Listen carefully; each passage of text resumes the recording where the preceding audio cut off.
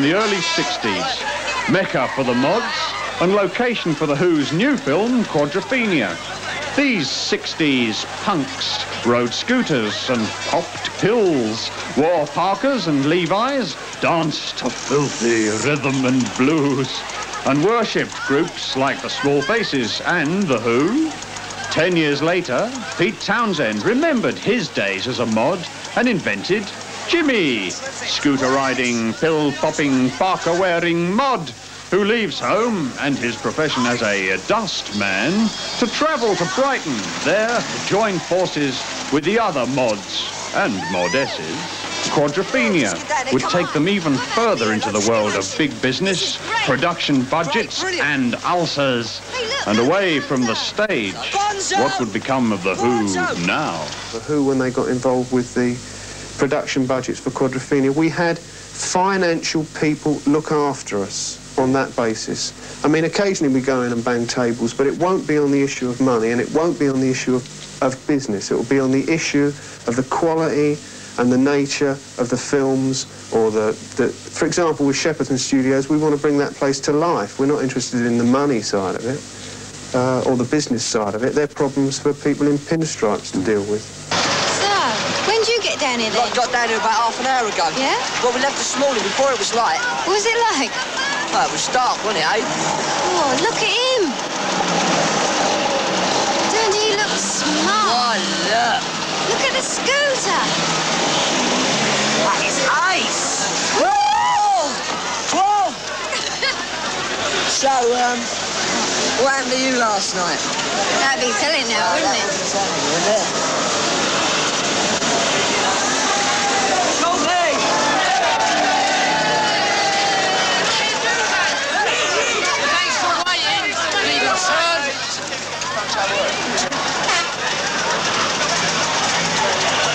Where'd the bird go? 10 a pound, Sprout, 10 a pound.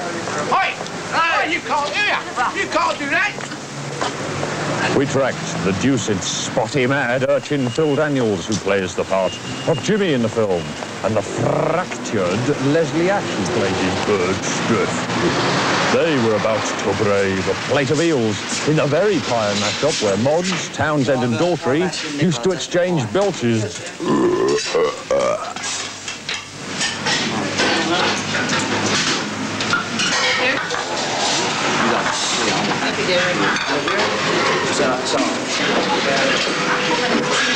Good grief. Miss Phil Daniels and Leslie Ash, stars of Quadrophenia. That's the new Who rock musical, isn't it? Well, yeah, it's a Who film, yeah. Well, what about the big scene? Right. In Brighton. In Brighton, yeah. The beach fighting. Yeah, because I grew up in Brighton, you see, and I remember the big mod against rocker battle. You know, it's a big part of when I grew up. It was a real adventure. Well, it was great. They had a whole beach. We had a whole beach, right, to ourselves. And, like, there was the director, Frank Rodham, up at the top of the beach, filming down onto the beach. And, like, there's all of us lot on the beach. All the rockers come from that side. All the mods come from that side. And it's a big punch-up. Like, the top mod was a guy, it was the Ace Face, right? Which was a guy played by Sting. He's over there. Well, he was your idol, was he? He was my idol.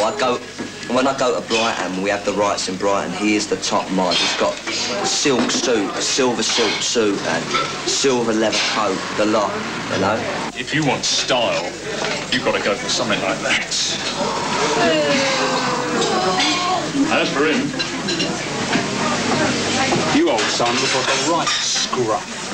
Thanks, Dan. Nice suit. Subtle. Anyway, you're Sting. You play Ace in the film. Who's Ace? Ace is the top mod of Brighton in the year 1964. What's it like to sort of come from being a mod, like Ace in the film? Yeah. Phony, maybe? Phony? Do you reckon he's phony? No, well, Jimmy thought he was a phony in the film. But I think the thing about mods is they were all working class kids, right? And with fairly mundane lives, working in boring jobs, and the only way they could escape that was by being a mod, by dressing up and having a scooter, and it was a sort of escape from reality. I don't think that's phony. I think it's good sense if you work in a car factory to have an escape or an outlet. Well, it sounds just like Saturday Night Fever to me. It doesn't. Going out there it's just the same. It's much the same. Well, that's really boring, though, isn't it? No, it's not. You want to see the film. The Who, world-famous pop group. What's it like working for them? Well, we didn't see much of The Who, actually. They stayed in the background a lot. They were the producers of the film. It was their idea in the first place, and Pete Townshend was a musical director, but apart from that, we didn't see much of them. What I did see of them was a bit disconcerting, because in my youth, they were the symbols of rebellion, The Who, and to meet them as members of the establishment was a bit weird.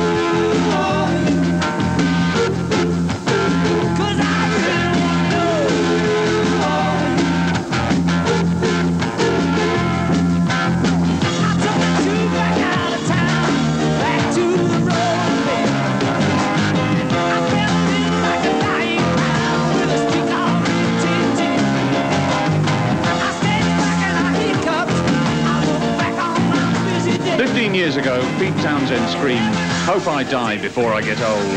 And ironically, it was left to Keith Moon to fulfill that promise. On September the 7th, 1978, Keith Moon was found dead in his London flat after taking a massive overdose of drugs prescribed to help cure him of his addiction to drink. I asked Roger what the wild man of rock was really like. Oh, I mean, he was everything. To me, he was life itself. He was like, if you can imagine putting your whole life into one day, I mean, that's what Keith Moon was like. I mean, incredible ups, incredible downs, and, you know, incredibly sad, incredibly happy. He'd make you laugh one minute, he'd make you cry. I mean, he was life itself. He was a wonderful character.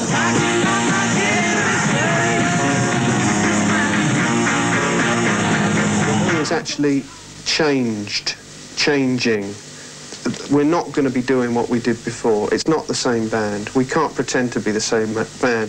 Keith Moon was such an individual, such a powerful drummer. I mean, it's only now that he's getting these lousy obituaries telling us how wonderful he was. I mean, he wasn't just a great clown, he was also a brilliant, innovative player.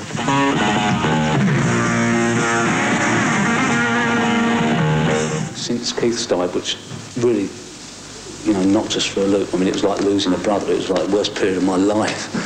But the one thing good that came out of it is that Keith opened so many doors for us, because we were trapped in a situation where The Who, there was only The Who because of the 4 members. And to bring anyone else into that thing would have been like fatal. But now we can do anything. No one's expecting anything, because it's obviously not going to be the same. We can do anything we like. We can go out with brass, orchestras. It's obviously going to be different. I don't quite know what it's going to be like yet. I mean, you can't tell. It's obviously going to be. It's going to look a lot different, because Keith visually was amazing to watch. I mean, there's going to be a huge hole in the back of the stage to fill. Well, I haven't actually taken his place, because I think it's impossible for anybody to take his place.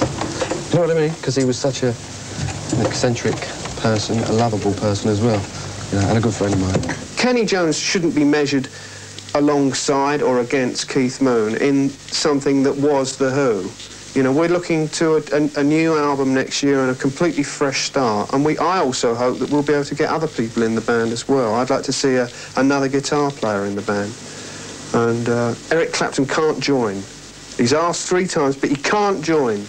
can stay with friends, you know what I mean, and relate to them, because I grew up with them, and we were in rival bands at one time, and we used to drink together, and I don't know, we have like the Stones, the Faces, the Who and all that were all good friends, you know, hung about together in various situations in the early days.